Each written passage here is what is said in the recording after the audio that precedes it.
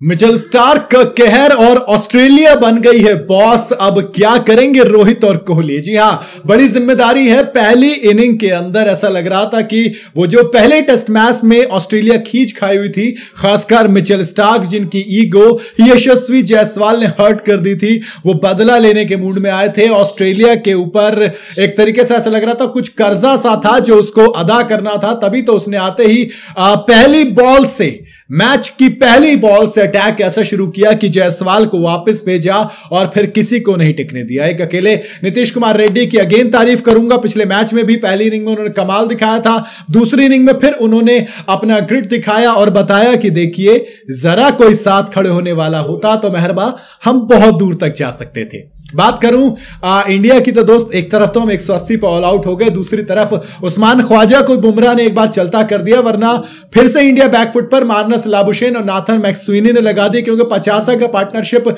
ये कर चुके और 50 रन की पार्टनरशिप इस विकेट पे डे एंड पर काफी बड़ी हो जाती है, क्योंकि अगर ये पार्टनरशिप आती है तो इसका मतलब इंडिया को बैकफुट पे धकेल दिया गया। अगर इंडिया की बात करूं तो दोस्त, बल्लेबाजी में हमारी कोई भी चली नहीं। हाईएस्ट स्कोरर अगर आपके नीतीश कुमार रेड्डी हैं, जो कि 8वें नंबर पर बैटिंग करने आते हैं, तो फिर आप समझ जाइए। ओपनिंग करने आए थे यशस्वी जायसवाल, केएल राहुल को दो चांसेस जरूर मिले, लेकिन फिर मिचेल स्टार्क ने आखिर में उनको भी पवेलियन लौटा ही दिया। नाथन मैक्सुइनी ने कैच पकड़ा और वो भी पलट गए। जायसवाल की तो क्या ही बात करें, it's coming too slow, now it's coming very fast bro.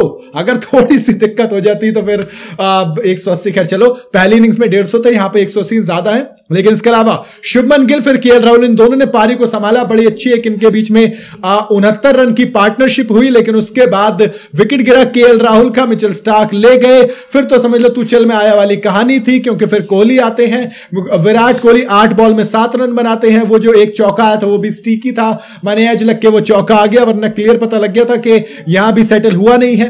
फिर उसके बाद ऋषभ पंत और शुभमन गिल, इन दोनों ने मिलकर थोड़ी सी पारी को संभालने की कोशिश की, लेकिन 81 रन पे चौथा विकेट गिरा और शुभमन गिल पवेलियन लौट गए।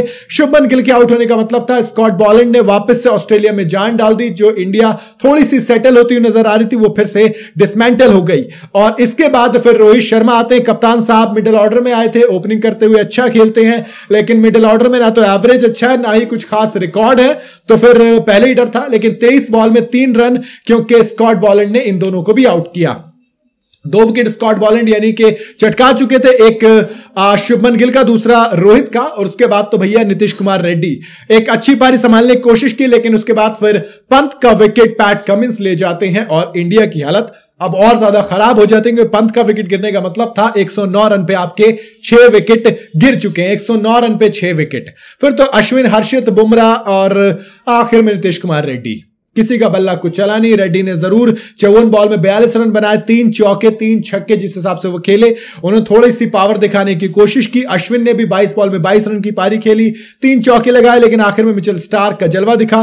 मोहम्मद सिराज ने 3 बॉल में 1 चौका लगाया, क्लासिक था, लेकिन उनको जितनी नीचे बैटिंग करने भेजा गया, हर्षित राणा से ऊपर उनको भेजा जा सकता था, बाकी ठीक है। मिचेल स्टार्क की बात करूंगा, बॉलर्स और the I should say player of the day अगर कोई सिलेक्ट किए जाएगा तो मिचेल स्टार्क होंगे। 14.1 ओवर, 2 मेड इन, 6 विकेट, कमाल की बॉलिंग मिचेल स्टार्क। अगेन आपने दिखाया कि किस तरीके से आप खुद को साबित करते हो और खुद को पीछे नहीं छोड़ते।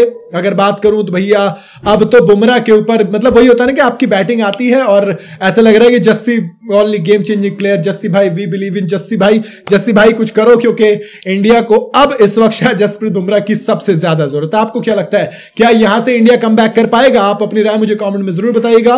वीडियो अगर आपको पसंद आई हो तो इसे लाइक और शेयर जरूर करें और जाते जाते चैनल को फॉलो और सब्सक्राइब जरूर करते जाइएगा।